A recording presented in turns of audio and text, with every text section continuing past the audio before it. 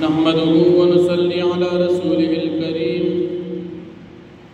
أما بعد فأعوذ بالله من الشيطان الرجيم بسم الله الرحمن الرحيم والنازعات غرقا والناشطات نشطا والسابحات سبحا فالسابقات سبقا صدق الله العظيم. سورة النازعات دیرشتم پارا دا سورت ابتدائی آیتن دی سورت دا سورت النازعات بی ذکر چی دا سورت اولنی آیت لفظ دا نازعات نشورو دا سورت مکی سورت تی دا حجرت نا اڑان دی نازل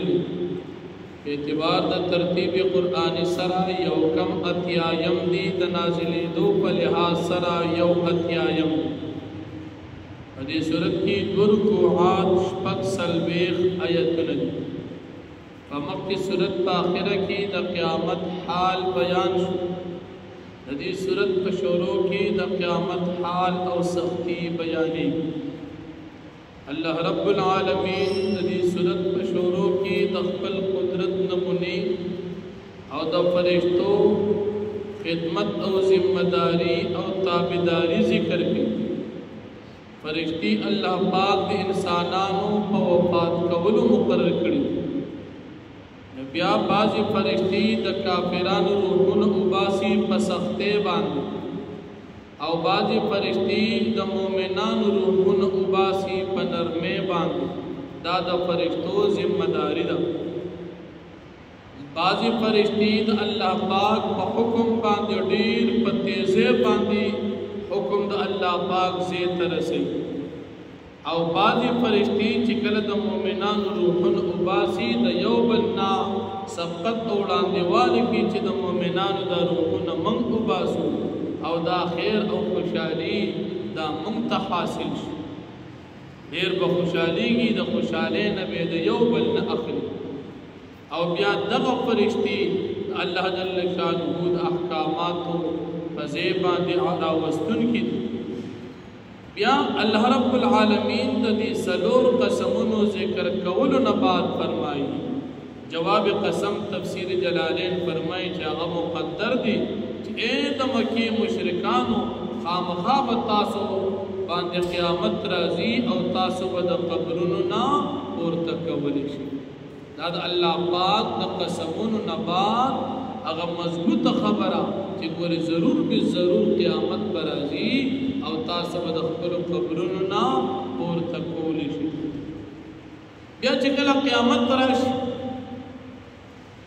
یوش پیلیب اولنے اوہلی شی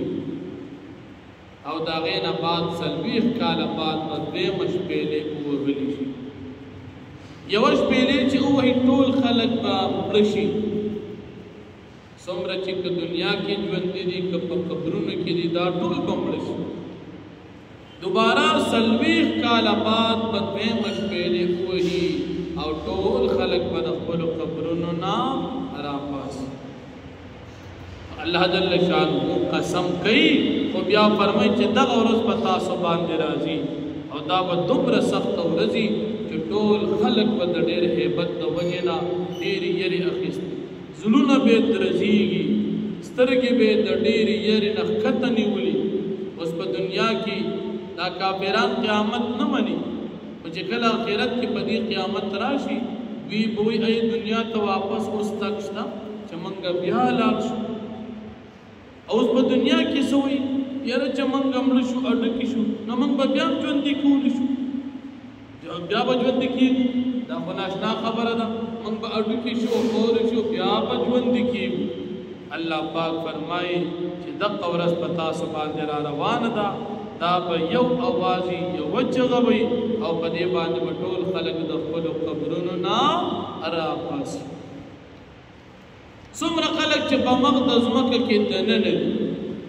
اسرافیل علیہ السلام دیمش بیلے سربا دا دزمکی دا پاس راشی قبرون نبرا اوزی زمکہ با مکمل خالی ہموار میدان پاتش ورونا لوڑی جوری دا با مکمل ختمیش دا د قیامت دا سختی دا را روانه ده. الله جل شانه دې موږ او تاسو د قیامت د سختۍ نه وساتي.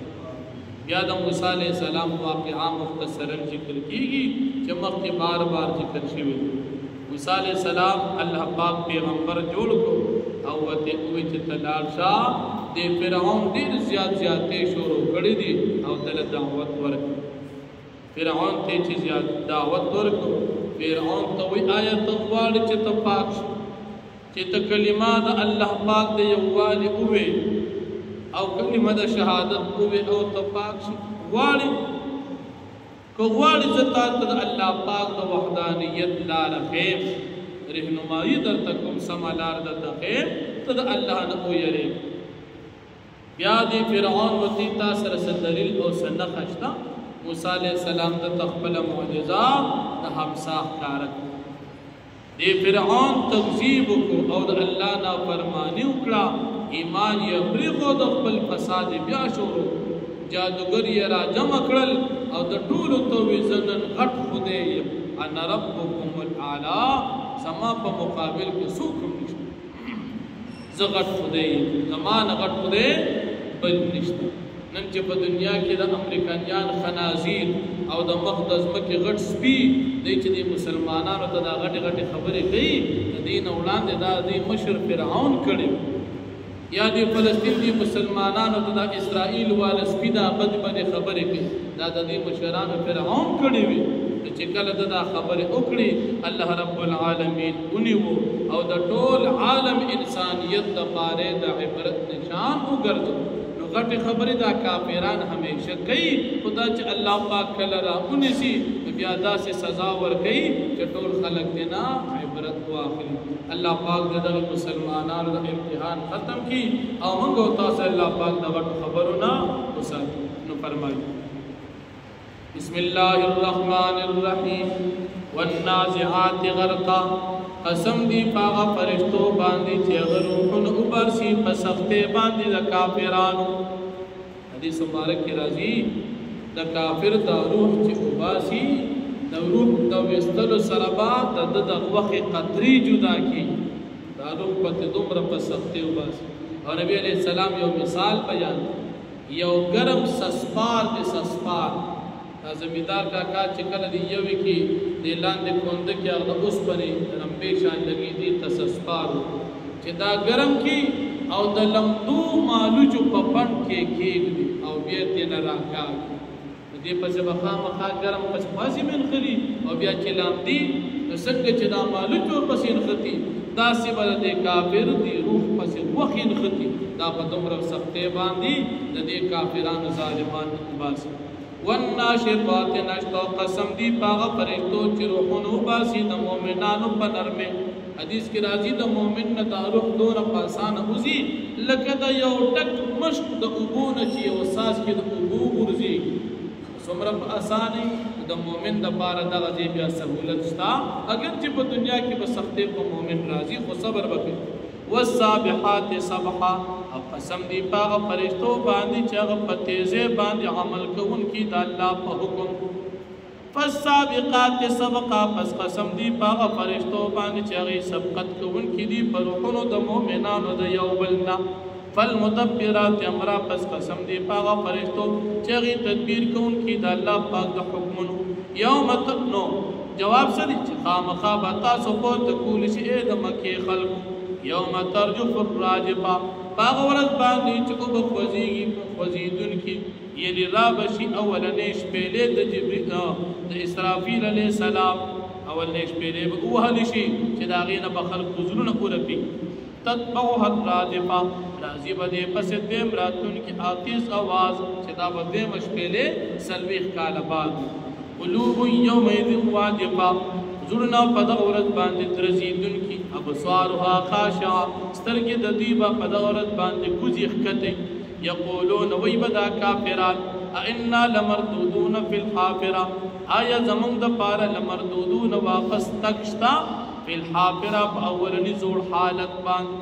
اذا كنا عظاما نخره، آیا کله چې شو موږ اډوکي واستو نو بیا به ژوندي کېږو. قالوا بی وی تلک اذن کرة خاسره، دغه وخت با دا واپسی دا ډېر د تاوان انما هي زجره واحده پس یقینا دغه وخت دا چغه به یو وي فاذا هم بالساهره ناګهان ټول خلق با د ځمکې دننه د ځمکې بهر تراشي په خالی میدان باندې الا تاک حدیث موسی آیا راغلی تا واقعا د موسی علیہ السلام اذ ناداه ربه بالواد المقدس طوا هر کله چې आवाज وکړو د طرف ددو په وادي پاک کې په مقام طوا کې اذهب چې تلاش الى فرعون ته انه طغى قد تجاوز کړي د حد نه په کفر کې فقل پس تو فرمایا هل لك الى ان تزكى آیت غواړي چې ته پاک شي د شرک نه په کلمې د توحید باندې وهديك الى ربك فتخشى او زوخم تا دلالتكم تا تستاد رب دلائل او تو يريږي د خپل کفر نه اراه الايه الكبرى د چې کله مطالبه وکړه د وتوګو دل یو غټ نخا همسا